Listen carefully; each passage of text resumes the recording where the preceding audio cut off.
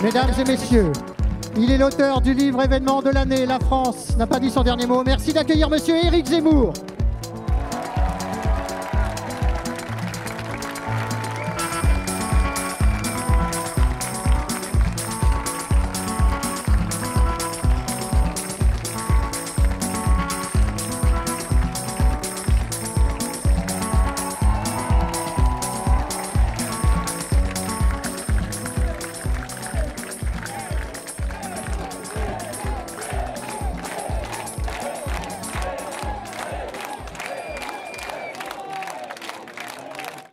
Bonjour à tous.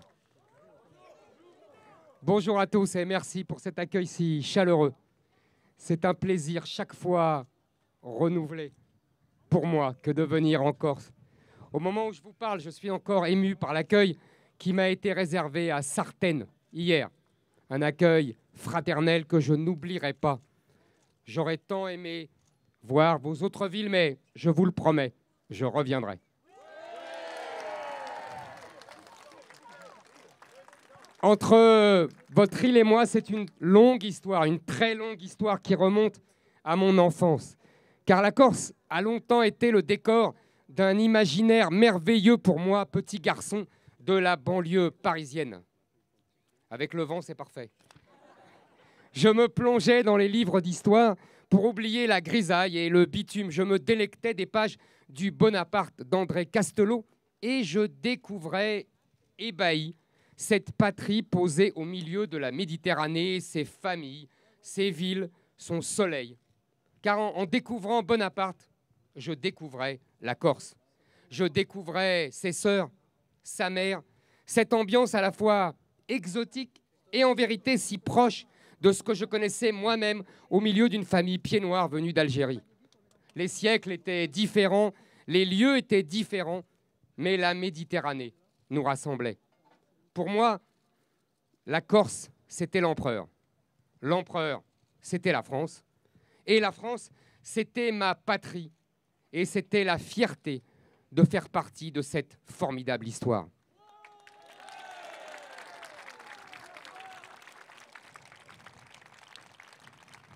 Plus tard, mon père m'a transmis une autre passion pour un autre grand Français, le général de Gaulle. Et surprise, les Corses étaient encore au rendez-vous de l'histoire. Je découvrais la deuxième DB du général Leclerc, composée de milliers de Corses qui combattaient les armes à la main pour libérer le pays tout entier. Et d'abord leur patrie corse. La Corse insurgée fut le premier département libéré. C'est l'île des Justes, d'où aucun juif n'aura été ni dénoncé, ni déporté.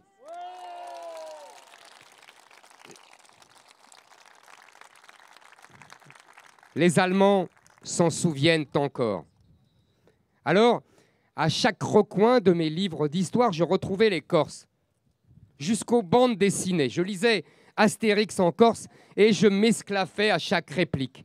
Car à l'époque, on a peine en s'en souvenir. Tous les Français étaient capables de cette autodérision qui est la preuve suprême de l'intelligence et les dessinateurs ne risquaient pas encore leur vie. Les Corses, ce drôle de peuple, un peu lointain et pourtant tellement proche de moi, à la fois profondément français et profondément attachés à leur sol natal. Alors, quand on pense aux Corses, on s'interroge naturellement sur le concept de nation. Car, finalement, qu'est-ce qu'une nation? S'il y a un lieu où il faut poser la question, c'est bien la Corse. Premier élément de réponse, la nation, c'est d'abord un retour. Le retour en grâce d'un concept qu'on croyait ringard, sagement rangé au rayon des antiquités. Souvenez-vous, il y a 30 ans, nos élites en étaient persuadées, les deux guerres mondiales et la mondialisation avaient tué la nation. Le mot d'ordre des médias et des politiques était clair. Place à la mondialisation et à l'individu roi. Place au marché et à ses lois. Mais une fois de plus, ils se sont trompés. Pour lire l'avenir, il vaut mieux lire son horoscope qu'écouter les prophéties d'Alain Minc. Car en 2021, la nation est partout. La Chine, les États-Unis, le Royaume-Uni, la Turquie, la Russie. La nation secoue la politique, elle cristallise les tensions, elle galvanise les passions. Dites à un Chinois, à un Indien ou à un Polonais que la nation est un concept obsolète, il vous rira au nez. Car la nation est partout dans l'actualité. Seulement, voilà. À l'origine de la nation, c'est une idée française.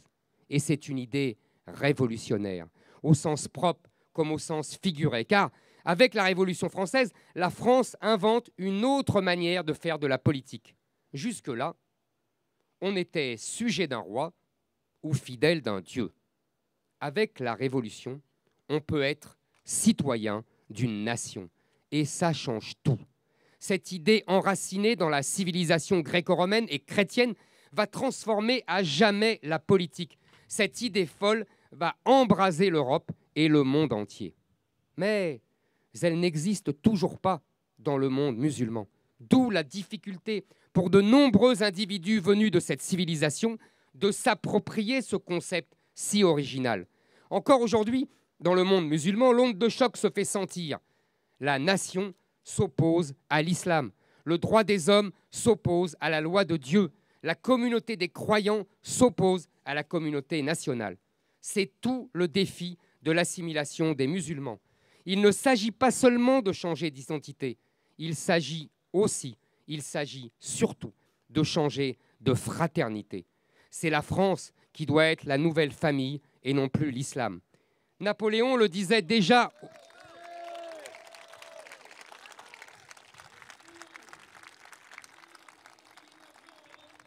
Napoléon le disait déjà aux Juifs qui devenaient citoyens français.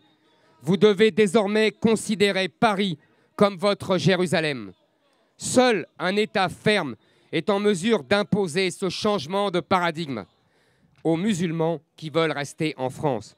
Pour ceux qui refusent cette fraternité française, vivre avec nous est impossible. On le constate tous les jours. En effet, la nation, ce n'est pas seulement un concept philosophique, ce n'est pas uniquement une manière d'appréhender la vie en commun et d'organiser la politique. C'est aussi une réalité d'en bas, une réalité concrète, tangible, humaine. C'est l'ensemble des liens invisibles qui unissent des individus sur un territoire. Ce sont des amitiés, des échanges, une langue, des traditions partagées, des souvenirs en commun, des livres qu'on a lus, des films qu'on a vus, les feuilletons de notre enfance, les chansons qu'on fredonne, les plaisanteries qui nous amusent, les citations qu'on détourne, les dictons qu'on connaît par cœur.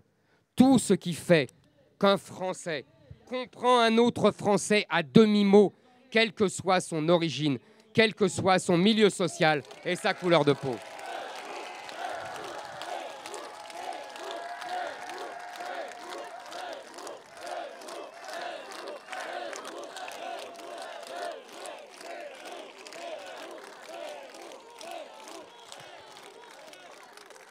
La nation, c'est un lien unique par-delà la mort. C'est quand nos ancêtres étaient amis et que nos enfants le seront aussi. Pour moi, le juif d'Algérie, c'est considérer que Napoléon est mon grand-père et que Jeanne d'Arc est mon aïeul.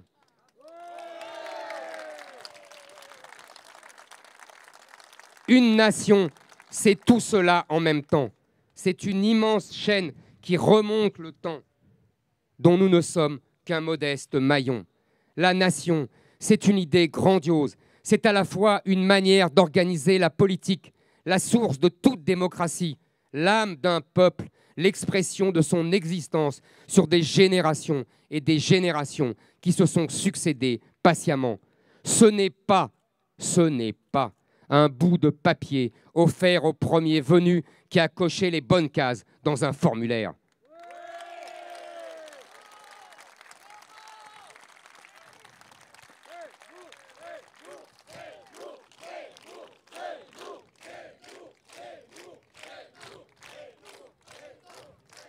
Alors, on peut on peut évidemment rejoindre une nation, comme on le fait d'une grande famille.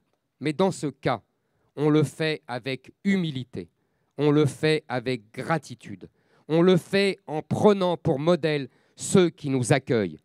Certains se proclament être des chances pour la France, mais c'est la France qui est une chance pour eux. Nos élites ne le comprennent pas, nos élites ne le comprennent plus. L'assimilation est une déclaration d'amour permanente parce que la nation est un enracinement charnel et spirituel. Ceux qui le refusent n'ont rien à faire ici.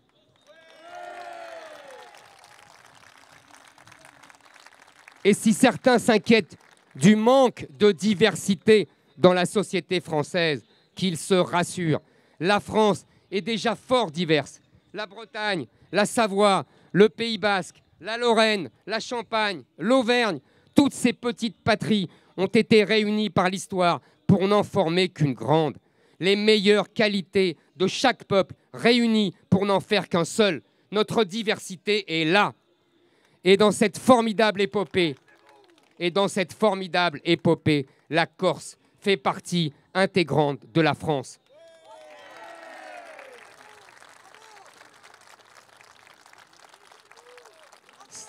C'est ce que les européistes ne comprennent pas. C'est pour cela que l'Union européenne ne peut pas être autre chose qu'une simple coopération entre les nations européennes. On ne fait pas d'omelette avec des œufs durs, disait le général de Gaulle avec malice. Le temps et l'histoire ont créé des nations européennes trop solides et trop profondément enracinées. Elles ne vont pas se dissoudre et fusionner d'un claquement de doigts. Oui, il y a une civilisation européenne, mais non, il n'y a pas de nation européenne. Et sans nation européenne,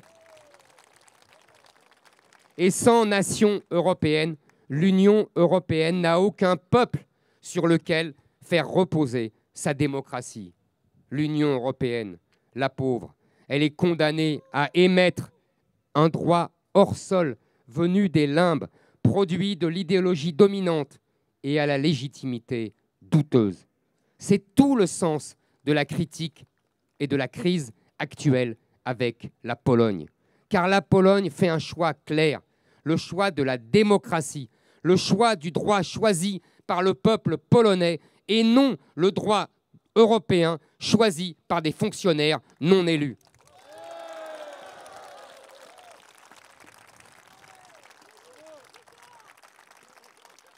Mais attention, vous savez, les fédéralistes européens ne sont pas des imbéciles. Ils savent que les nations gênent leurs projets. Et pour eux, ce qui compte, c'est diviser pour mieux régner. Ne soyez pas naïfs, ce n'est pas par générosité que Bruxelles soutient à demi-mot les indépendantistes catalans, les indépendantistes basques ou les indépendantistes corses. Ils savent qu'une nation fracturée et divisée, c'est une nation affaiblie face au rouleau compresseur de l'Union européenne. Il ne faut pas que les indépendantistes tiers-mondistes soient malgré eux les idiots utiles des bureaucrates de Bruxelles. Les Français du continent et les Corses ont aujourd'hui la même urgence, la même civilisation assiégée. Ils luttent ensemble contre la même vague migratoire. Et ils savent, eux, les Corses, au cœur de la Méditerranée, mieux que les Français du continent, que l'invasion vient toujours de la mer.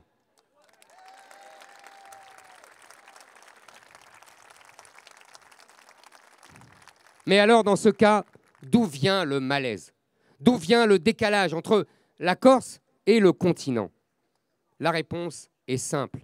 La Corse a résisté à l'ère du temps, tout simplement.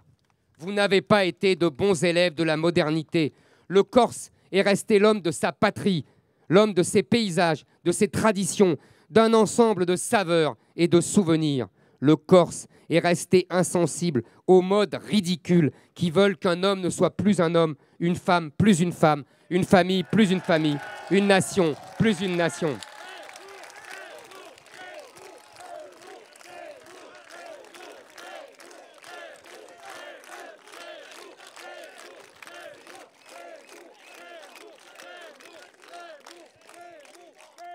Pour nos élites, cet enracinement est intolérable. Et le Corse, qui va sur le continent, découvre effaré un pays qui ne s'assume plus, un pays qu'il ne reconnaît plus. Je vais vous faire une confidence. Vous n'êtes pas les seuls à ne plus reconnaître la France. Mais il suffit que la France soit belle et grande et les Corses répondent à l'appel. Vous avez toujours été au rendez-vous quand la France assumait sa puissance et son génie. Vous êtes un peuple romain, vous êtes un peuple fier qui aime la grandeur et la puissance. Vous aimez la France quand elle poursuit le rêve de Rome. Dans son dernier livre,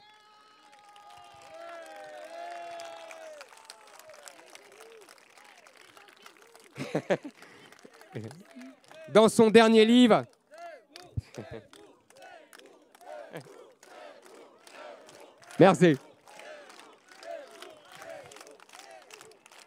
Dans son dernier livre, l'écrivain Paul-François Paoli a montré comment l'Empire napoléonien puis l'Empire colonial ont été bâtis par des Corses. Dans l'armée, dans l'administration, dans l'église, dans le commerce, les Corses étaient partout et ils étaient fiers et honorés de servir une France qui ne baissait pas les yeux et faisait trembler le monde entier. C'est la grande leçon de l'histoire. C'est la grande leçon de l'histoire. Ce que vous attendez de la France, c'est qu'elle soit à la hauteur de son destin. Le nationalisme corse n'est pas une maladie, c'est un symptôme. Le symptôme d'une France qui n'est plus à la hauteur des attentes des Corses. Et c'est tout à votre honneur d'avoir ce degré d'exigence. C'est à nous d'y répondre. Car la lutte identitaire de la Corse pour la sauvegarde de sa culture et de sa langue, pour résister à l'immigration de masse, pour empêcher la bétonisation à outrance, c'est la France tout entière qui aurait dû mener cette lutte, pas seulement la Corse.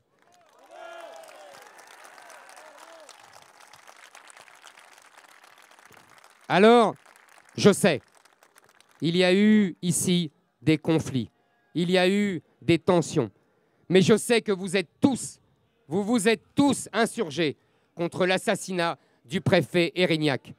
Je sais que chez vous, la défense de l'identité ne passe pas par la mort de la France. Même les plus durs d'entre vous ne sont pas des djihadistes. C'est pourquoi la punition nécessaire des coupables ne doit pas entraîner la double peine pour les familles. Il faut rapprocher les prisonniers des familles.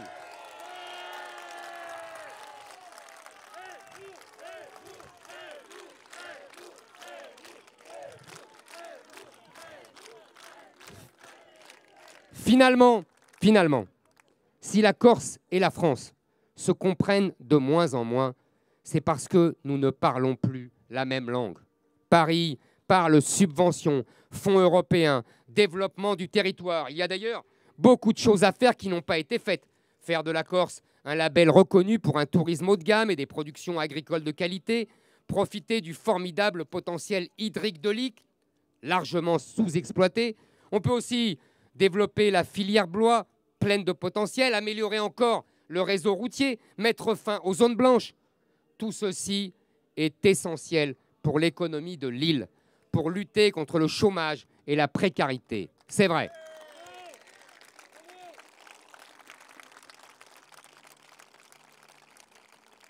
Mais la Corse ne parle pas seulement cette langue. Elle veut d'abord parler d'honneur, de fierté, d'identité. Les Corses ne veulent pas l'aumône, ils ne font pas partie des pleurnicheurs qui se victimisent sans cesse. Avant tout, ils veulent exister fièrement et pouvoir sans remords aimer une France qui s'aime elle-même. La France doit apporter la preuve qu'elle est de retour dans l'histoire du monde et qu'elle a renoué avec sa grandeur. Son État doit prouver qu'il sera implacable contre le crime, l'immigration de masse et les menaces extérieures. Les Corses veulent qu'on leur redonne le goût d'être français. Ils veulent appartenir à une nation qui est fière d'elle-même, qui ne regarde pas son passé comme une suite de crimes, mais au contraire, comme une succession de hauts faits et d'épisodes glorieux.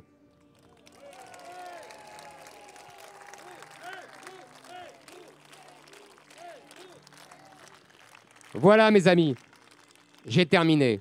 Écoutez, Bernanos, ne vous tourmentez donc pas.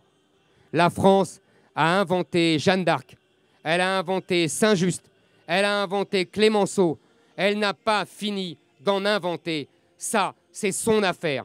Soyez rassurés, mes amis, la France n'a pas dit son dernier mot.